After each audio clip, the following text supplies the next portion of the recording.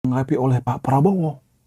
Fenomena Edis TV direspon oleh negara. Fenomena Edis TV yang mendunia direspon oleh pemerintah Republik Indonesia. Itu salah satu kutipan dari isi video seorang bapak-bapak yang sedang viral di TikTok ya. Diduga bapak-bapak ini bekerja di bidang hukum, banyak tuntutan atau banyak laporan tentang Edis TV, sehingga karena keresahan beliau melaporkan kepada Pak Prabowo supaya masalah ini ditangani ya, supaya ya kasus-kasus intoleran yang ada di Konoha itu ditangani. Tidak hanya Edis TV ya, Edis TV saya melihatnya tidak ada tindakan intoleransi, nggak ada saya melihatnya ya. Dan saya berusaha netral ya, saya tidak berpihak pada Edis TV, saya tidak berpihak pada umat Muslim, saya tidak berpihak pada umat Kristen, saya tidak berpihak pada siapapun, saya tidak berpihak. Saya berpihak pada kebenaran ya.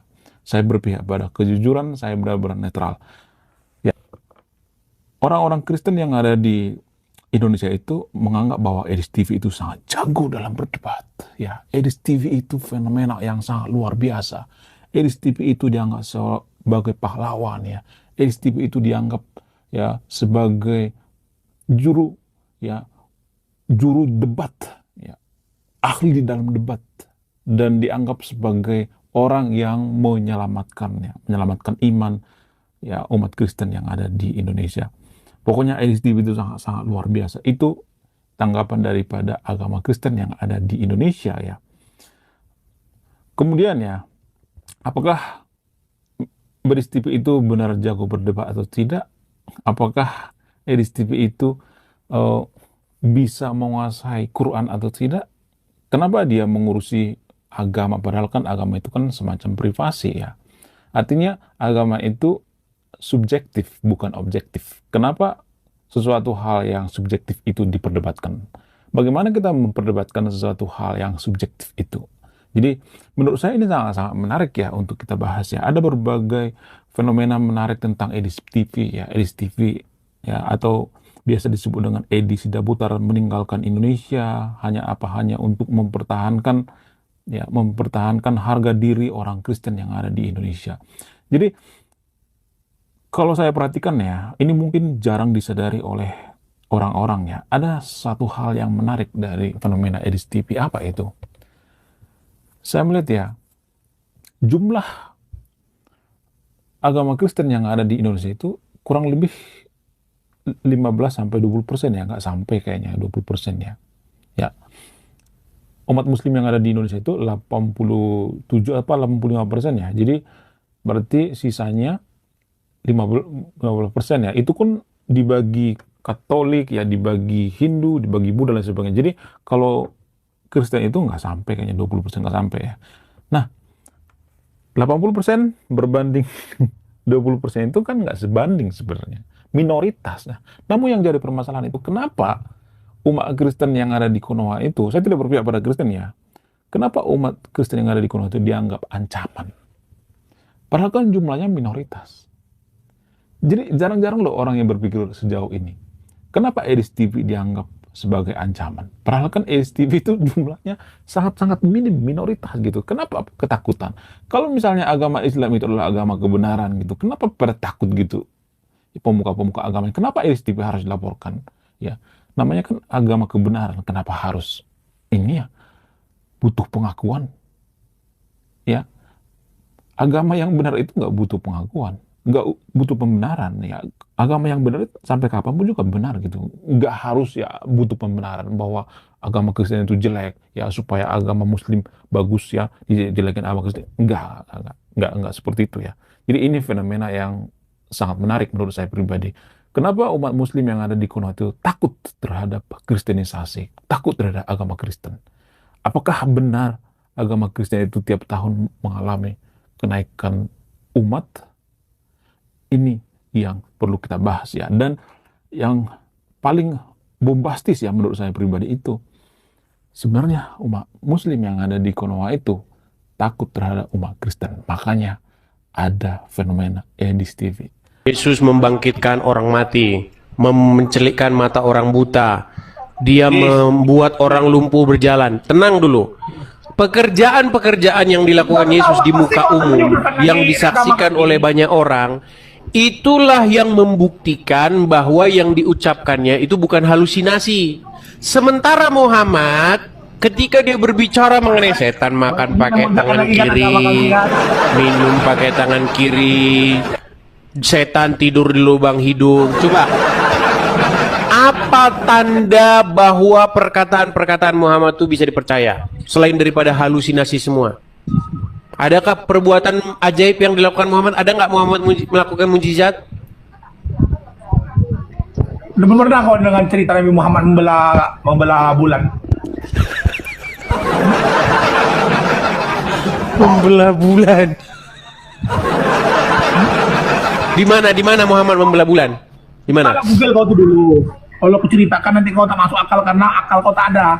Di dalam Quran Muhammad itu orang yang menunggu-nunggu mujizat.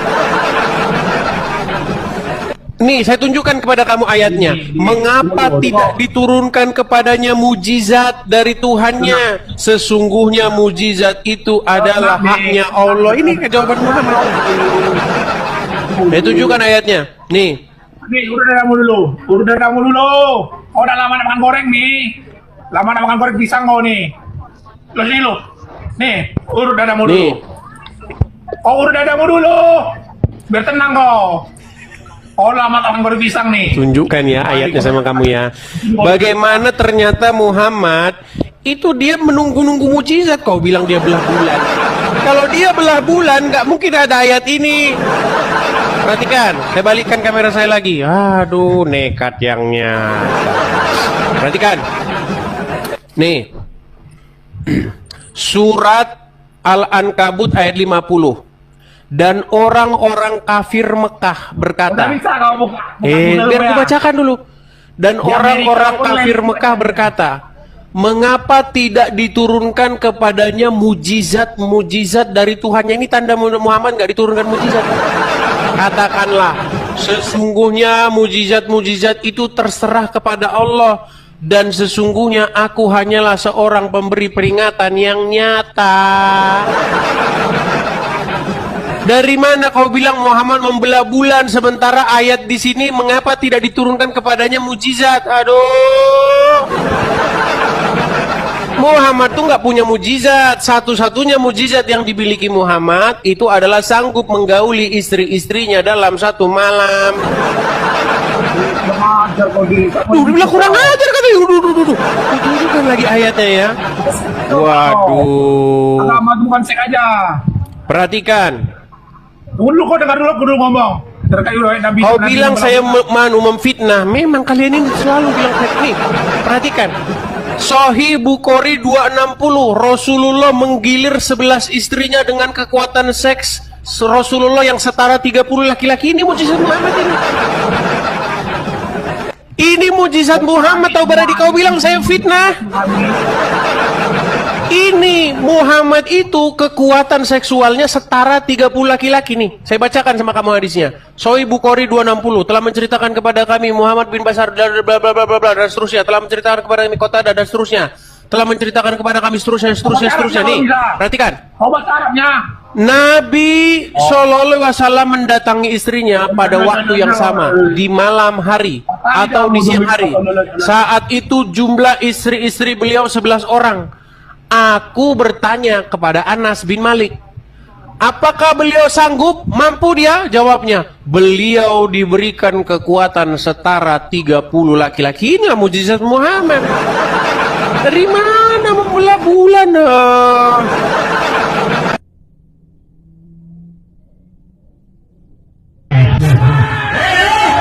Tahan itu ibunya di jalan harap dicabut. Kabut.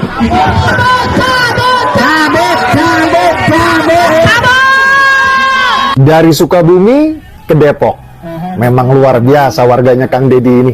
Luar biasa intoleran. Padahal gereja Batakaro Protestan ini sudah lengkap izin-izinnya loh. IMB ada, izin RT, RW, lurah, camat, lengkap. Tapi ditolak juga. Bahkan warga nuntut agar IMB-nya dicabut. Ini realita bangsa kita. Sebagian bangsa kita di Indonesia bagian barat memang masih primitif dan terbelakang. Mau gimana lagi, emang otaknya primitif. Tapi yang tidak bisa diterima adalah Pemkot Depok yang minta pembangunan gereja dihentikan sementara. Izin-izinnya lengkap kok mereka yang harus ngalah. Berarti negara kalah dong sama warga primitif. Justru negara harusnya hadir, berikan perlindungan pada gereja, jaga kebebasan ibadah umat GBKP dari gangguan. Buat apa rakyat bayar pajak untuk gaji aparat kalau tidak bisa melindungi? Terbalik pisan ya Pemkot Depok teh. Kudu ditetar kukang dedi ya mah. Kamu itu Belum pintar nambah ngomong, itu Des. 200.000. Pintar ngomong kamu itu kalau disuruh ngomong. Ya gimana Hanafi? Kenapa orang Ngomong Islam kau. itu harus bohong? Kau kalau ada di sini saya seret kau itu hidungnya kau. Gimana? Kalau ada di sini kamu saya iniin bibirnya itu biar gak pinter-pinter ngomong kamu. Diapain? Potong biar gak pinter ngomong kau. Kalau saya di situ diapain? Saya potong bibirnya biar gak pinter ngomong kamu. Dipotong bibir Kamu saya. kalau disuruh jelek-jelekin agama orang kamu.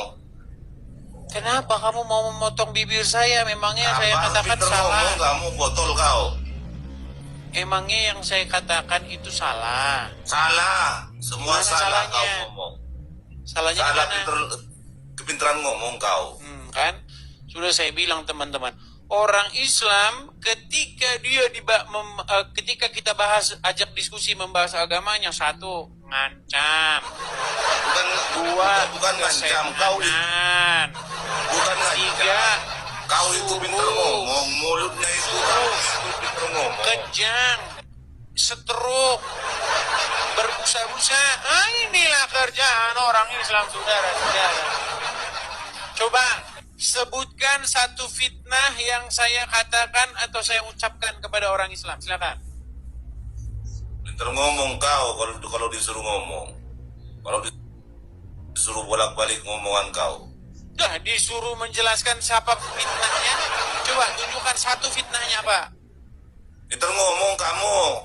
Kalau ada Kalau di sini pintar mulut ngomong kamu itu namanya bukan fitnah. Saya ingin.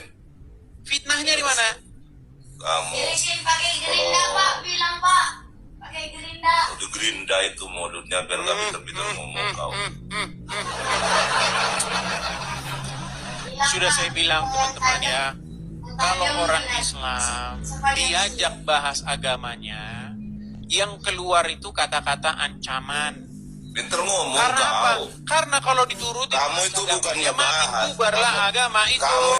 Salam saudara-saudara, itulah dia video yang baru saja kita tonton tadi videonya. Kita sudah menonton video dan memang baru-baru ini viral di media sosial. Bagaimana ada kelompok-kelompok orang-orang hukum, mereka melaporkan Edis TV kepada Bapak Prabowo Subianto. Dan mereka mengatakan bahwa Edis TV ini adalah intoleran. Dan kalau kita melihat video-video Edis TV, bahwa Edis TV bukanlah intoleran. Ya, karena apa yang disampaikan oleh Edis TV adalah Edis TV selalu memberikan data yang jelas dan bukti yang jelas. Dan kita tahu di negara kita, Kesatuan Republik Indonesia, bahwa kita diberi hak kebebasan untuk berdakwah, tetapi tanpa memaksa orang lain masuk ke agama kita. Dan kalau kita melihat Edis TV, ya tidak memaksa, dia hanya memberi penjelasan. Nah, kalau Edis TV disebut ya sebagai intoleran, maka saya katakan Zakir Naik pun adalah intoleran, anti dengan kekristenan. Bahkan kalau kita melihat ya bagaimana Zakir Naik ini ya berapa tahun yang lalu ya disambut oleh Bapak Yusuf Kala. Bahkan ya baru-baru ini di Indonesia seorang Zakir Naik masih disambut dan diterima. Padahal kalau kita melihat Zakir Naik ini kan juga yang membahas tentang kekristenan. Bagaimana dalam pembahasan itu dia selalu mengatakan Yesus bukanlah Tuhan, Yesus hanyalah sebagai utusan. Alkitab kekristenan itu bukan lagi yang asli. Trinitas itu bukan ajaran Alkitab, tetapi itu adalah ajaran orang-orang gereja. Nah, banyak lagi ya tuduhan-tuduhan yang disampaikan oleh Zakir Naik terhadap Alkitab, terhadap iman kekristenan yang sekalipun itu adalah bukan imannya.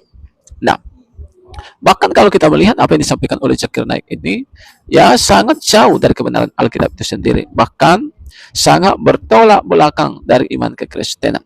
Nah, kalau EDSTP disebut sebagai intoleran, maka Zakir Naik adalah intoleran juga. Karena dia membahas tentang kekristenan. Lalu kenapa Zakir Naik disambut di Indonesia? Dan kenapa EDSTP ditolak di Indonesia? Nah, inilah yang disebut dengan ketidakadilan itu. Ya. Bahkan kalau kita, saudara, melihat bahwa di Indonesia ini kan mayoritas itu adalah Muslim, sedangkan orang Kristen itu adalah minoritas. Ya, kenapa mereka begitu takut tentang ajaran EDSTP? Ya, kenapa mereka begitu takut tentang kebenaran-kebenaran yang disampaikan oleh EDSTP? Ya, karena bagaimanapun juga, ya kebenaran itu harus diberitahu, ya, tanpa memaksa siapapun. Karena bagaimanapun juga Injil harus diberitakan agar Indonesia ini juga boleh diselamatkan dan mengenal kebenaran yang sesungguhnya. Nah, teman-teman, kiranya video yang saya bagikan ini boleh memberikan bagi kita informasi penting. Tuhan memberkati kita. Shalom.